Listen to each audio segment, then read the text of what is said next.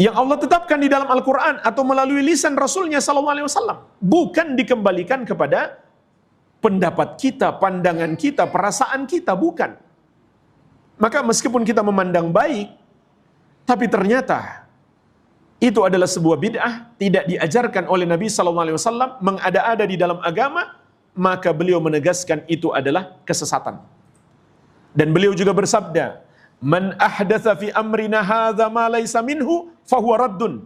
Barang siapa mengada-adakan, menambah-nambahkan sesuatu yang baru dalam agama kami ini yang tidak berasal darinya, maka itu tertolak. Beliau juga menegaskan, "Man amila amalan laisa alaihi amruna fahuwa raddun." Barang siapa mengerjakan satu amalan yang tidak ada padanya petunjuk dari kami, maka amalan tersebut tertolak. Maka wajib bagi seorang muslim meyakini setiap amalan yang tidak sesuai petunjuk Nabi Muhammad SAW itu pasti tertolak, tidak akan diterima oleh Allah Subhanahu wa taala. Jangan pernah kita ragu sampai ada orang yang mengatakan, kita lihat saja nanti di akhirat diterima Allah atau ditolak. Subhanallah, apakah kita ragu kepada Nabi Muhammad SAW? Apa gunanya kita mengucapkan asyhadu anna Muhammadar Rasulullah kalau kita masih meragukan ucapan beliau? Wajib kita yakin setiap amalan yang tidak beliau contohkan itu akan tertolak. Maka itu berarti bukanlah sebuah kebaikan. Karena Nabi SAW juga mengatakan, innallaha thayyibun la yaqbalu illa thayyiban. Sesungguhnya Allah itu maha baik, tidak menerima kecuali yang baik. Berarti yang Allah tolak itu adalah keburukan, meskipun perasaan kita menganggap itu adalah suatu kebaikan. Inilah jemaah sekalian, bahaya berbuat bid'ah di dalam agama. Seakan-akan menganggap agama ini belum sempurna, seakan-akan menuduh Nabi SAW tidak amanah sebagai seorang Rasul, dan juga menyebabkan amalan kita tersebut tertolak, tidak diterima oleh Allah Subhanahu wa taala. Teman-teman sekalian, tolong lengkapi kalimatnya ya. Tidak setiap yang tidak ada contoh dari Rasul itu disebut bid'ah. Hati-hati. Ya harus tuntas penjelasannya, jangan memberikan celah ya.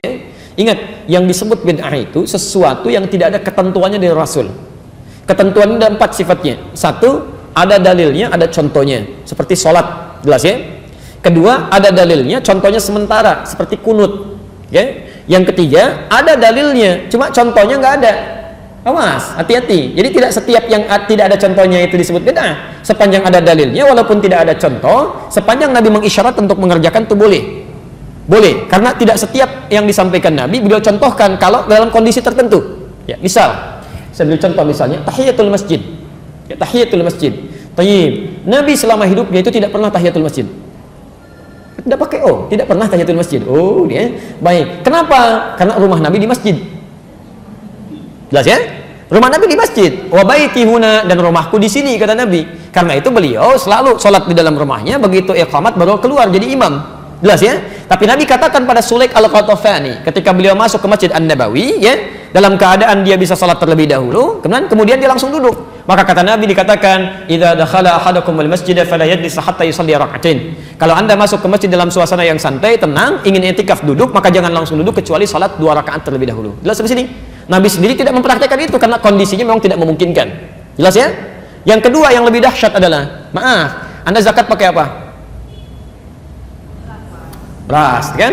Uang. Nabi nggak pernah zakat pakai beras. Silakan tunjukkan pada saya. Satu hadis saja yang menunjukkan Nabi pernah zakat pakai beras. Jangankan hadis sahih, di hadis palsu pun nggak akan ada. Anda cari sampai kiamat kurang 2 hari nggak akan ditemukan. Ya, sehari lagi buat berpikir kita untuk apa nyari gitu kan? Baik, nggak ada karena Nabi zakatnya pakai gandum atau pakai kurma. Tapi kemudian di zaman Muawiyah ketika beliau jadi gubernur di Syam, di Damaskus, beliau katakan yang dimaksud zakat menggunakan kurma ataupun gandum itu irqun, makanan pokoknya.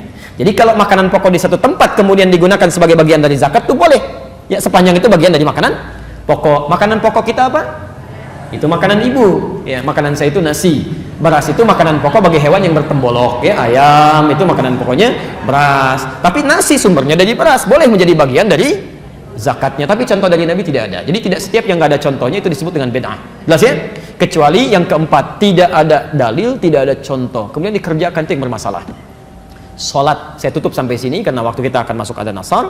Salat takbir sampai bersedekap. An-Nasai nomor hadis 886 sampai 889. Nabi katakan angkat sejajar dengan bahu, Al-Bukhari 715, angkat sejajar dengan daun telinga, An-Nasai 1101, kemudian langsung letakkan telapak tangan yang kanan di punggung yang kiri, letakkan di dada. Ya, tapi bahasanya langsung. Contohnya jelas, dalilnya jelas. Anda melakukan kegiatan misal diangkat, tiba-tiba nggak enak kiri dulu, mungkin enaknya kanan dulu, masukkan kanan, angkat, tutup begini. Itu yang tidak ada dalilnya, tidak ada contohnya. Jelas ya? Bilal tak pernah bertanya, ya Rasulullah, bolehkah aku buat solat sunat 2 rakaat selepas wudu? Dia buat sahaja tiap hari. Selepas dia wudu, dia solat sunat 2 rakaat. Selepas wudu, dia solat sunat 2 rakaat. Tanpa takut dan cemas bahawa perbuatan itu bid'ah. Itu menunjukkan bahawa tidak semua perbuatan yang tidak dibuat Nabi maka bid'ah. Nampaklah kebatilan kaedah ini jika tidak dilakukan Nabi. Jika Nabi tidak buat bid'ah, maka perbuatan solat sunat selepas wudu tidak bid'ah walaupun Nabi tidak melakukannya. Andai kita pakai kaedah ini, bila Nabi tidak buat bid'ah, maka Bilal bin Abi Rabah adalah sahabat Nabi yang pertama masuk neraka kerana berani membuat solat sunat selepas wudu. Kita akan bahaskan malam ini berapa orang sahabat Nabi dan ulama masuk neraka gara-gara kaedah ini. Mari kita hitung kira sama-sama. Kalau saya lupa tolong ingatkan. Sudah berapa masuk neraka gara-gara ini? 1. Bilal. 2. Nabi SAW bila ia mengutus panglima perang tentera, maka dia kirim bersama panglima perang itu seorang imam. Ini panglima perang tentera, ini imam. Tapi yang imam ini unik. Sebelum dia baca ayat, dia baca Qul huwallah. Ghairil maghdubi alaihim waladdallin. Amin. Qul huwallahu ahad, Allahus samad, lam yalid wa lam yulad wa lam yakul lahu kufuwan ahad. Lepas itu baru dia baca ayat panjang.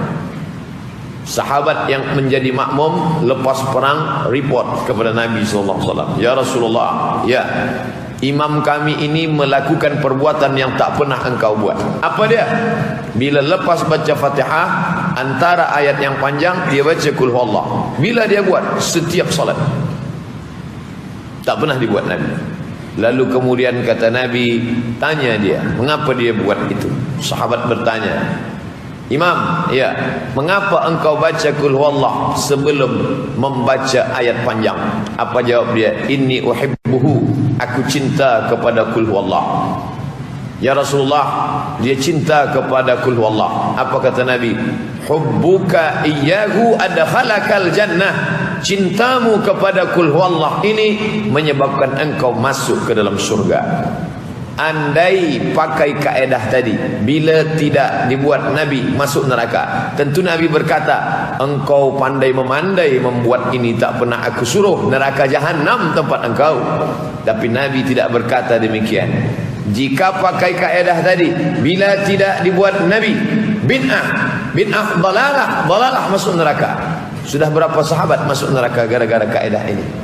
2. 1. Bilal bin Abi Rabah kerana membuat solat sunat wudu. Yang kedua, imam perang kerana membaca Qul huwallah sebelum surat panjang. 3. Ada seorang imam kebalikan dari imam yang pertama tadi.